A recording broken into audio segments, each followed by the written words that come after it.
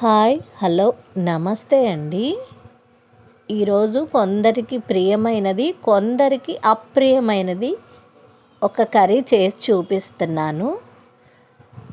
అప్రియమైనది అని ఎందుకన్నానో కొంచెం సేపట్లో మీకే కనిపిస్తుంది.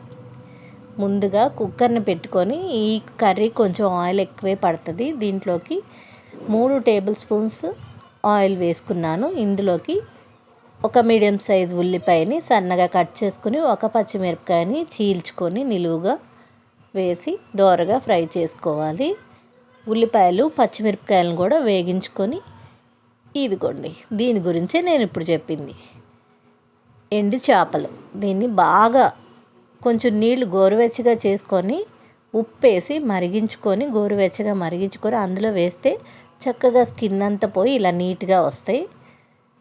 అలానే ఎక్కువసేపు ఉంచొద్దు, విడిపోతాయి.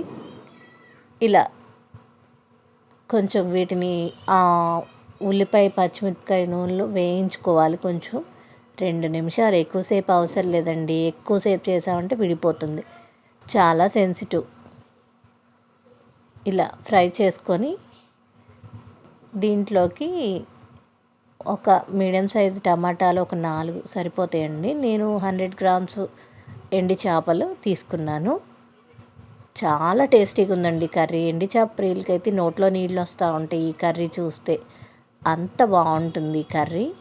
అందులో ఈ కర్రీ చాలా బాగా కుదిరింది. ఆ రోజు 4 మీడియం సైజ్ టమాటాలు కూడా కట్ చేసుకోవాలి.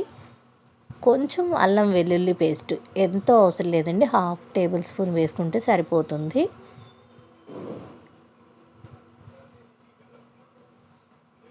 ఇలా ఫ్రై చేసుకుంటే నూనెలో ఎండు చేపలు ఎక్కువ స్మెల్ లేకుండా ఉంటాయి. అసలు ఇలా చేసుకుంటే స్మెల్లే లేదు, ఎంత కమ్మగా ఉందండి కూర. మా ఈ ఛానల్ నచ్చినట్టయితే లైక్ చేయండి, షేర్ చేయండి, సబ్స్క్రైబ్ చేసుకొని మమ్మల్ని ఎంకరేజ్ చేయండి ఫ్రెండ్స్. ఇలా చక్కగా ఎండు చేపలు ఇందులో వేసుకొని మిక్స్ చేసుకోవాలి. కొద్దిసేపు దీంట్లో ఆ టమాటాలు కూడా బాగా మిక్స్ చేసుకోవాలి. మిక్స్ చేసుకుని ఇందులోకి ఉప్పు, తగినంత కారం, పసుపు కూడా వేసుకోవాలి. ఈ టైంలోనే వేసుకుంటే చూడండి, చిన్న మంట మీద ఉండగానే